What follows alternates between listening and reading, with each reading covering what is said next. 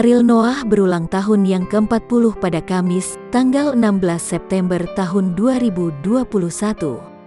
Ariel Noah pun menceritakan momen kelahirannya yang terjadi di waktu subuh.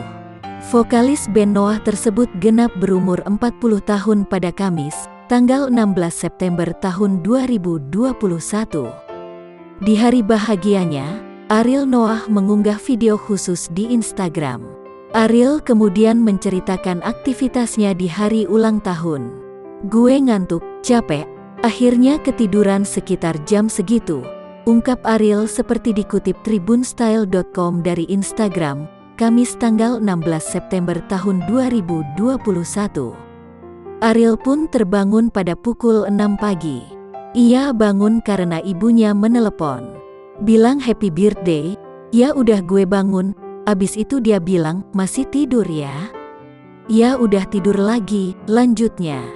Beberapa saat kemudian, Ariel tersadar akan satu hal. Ia teringat dirinya lahir di waktu subuh. Ariel kemudian mengenang perjuangan ibunya menjalani persalinan.